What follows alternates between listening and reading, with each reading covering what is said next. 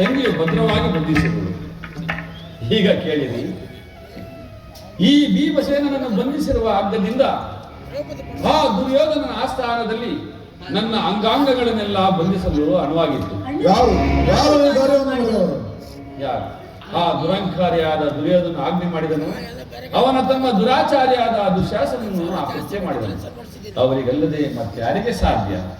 ಏನು ಹೇಳಿದೆ ಕೃಷ್ಣ? ಈ ಹಗ್ಗದಿಂದ ಬಂಧಿಸಲೆತ್ನಿಸಿದ ಆ ದುರಾತ್ಮರು ಯಾರು? ಆ ದುರಾಭಿಮಾನಿಯಾದ ದುರ್ಯೋಧನ ಆಜ್ಞೆ ಮಾಡಿದನು. ಅವನ ತಮ್ಮ ದುರಾಚಾರಿಯಾದ ದುಶ್ಯಾಸನನು ಈ ಕಾರ್ಯ ಮಾಡಿದನು. ಅವರಿಗಲ್ಲದೆ ಮತ್ತಾರಿಗೆ ಸಾಧ್ಯ? ಭೀಮಸೇನ, ನನ್ನ ಕರಗಳನ್ನು ಬಿಚ್ಚು. ಈ ನೀಚ ಕೃತ್ಯದಿಂದ ದುರ್ಯೋಧನನ ದುರಾಭಿಮಾನವು ಶಿಖರವನ್ನು ಮುಟ್ಟಿತು. ನನ್ನ ಪ್ರಿಯ ಬಂಧುವಾದ ಪಾಂಡವರ ರಾಯಭಾಯರನ್ನು, ಆ ಪುಣ್ಯ ಗೌರವನು ಅಪಮಾನ ಮಾಡಿದನೆ. ಅಗ್ರಜ, ಧನಂಜಯ, ಇದಕ್ಕೆ ನಿಮ್ಮ ಉತ್ತರ? ಇಷ್ಟು ಮಾತ್ರವಲ್ಲ ಭೀಮಸೇನ, ಸಂಧಾನಕ್ಕೆ ಕೊಟ್ಟ ಉತ್ತರವನ್ನು ನೀಡುತ್ತಾನೆ. ಮತ್ತೊಮ್ಮೆ ಹೇಳುವೆನು ಕೇಳಿ. ನೀವು ಸಂಧಿಯನ್ನು ಅಪೇಕ್ಷಿಸುವುದಾದರೆ ಅದು ದೊರಕುವುದು ರಣಾಂಗಣದಲ್ಲಿ, ಶಸ್ತ್ರಾಸ್ತ್ರಗಳ ಸ್ಪರ್ಶ ಸ್ಪಂದನದಲ್ಲಿ ಎಂದು ಹೇಳಿಬಿಟ್ಟನು ಭೀಮಸೇನ. ಈ ಸಂದೇಶಕ್ಕೆ ಉಳಿದಿರುವುದು ಒಂದೇ ದಾರಿ, ಒಂದೇ ಉತ್ತರ.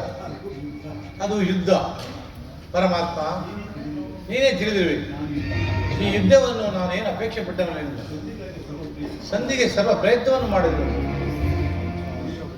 ಪಾಂಚಾಲಿ, ನನ್ನ ಕರಗಳನ್ನು ಬಿಚ್ಚು.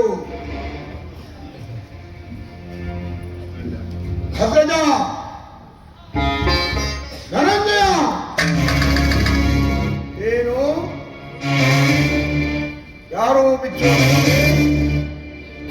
ಬೇಡ ಬೇಡ, ನಾನೇ ಬಿಚ್ಚಿಕೊಳ್ಳುವೆನು.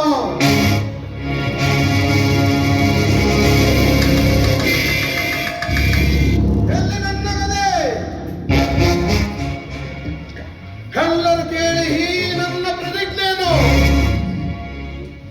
ನಾನು ವಾಯುದೇವರಂಶದಲ್ಲಿ ಜನಿಸಿದ್ದ ಸತ್ಯವಾಗಿದ್ದರೆ,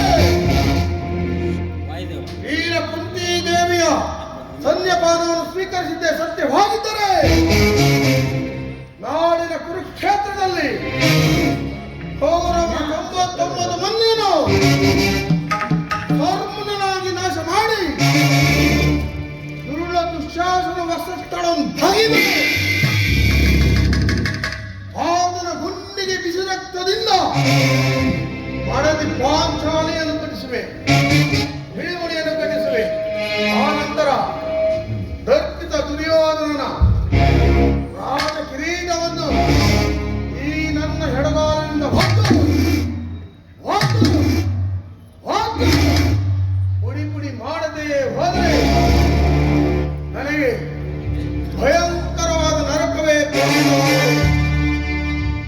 ಇದಕ್ಕೆ ಶ್ರೀಕೃಷ್ಣನ ಪಾದವೇ ಸಾಕ್ಷಿ.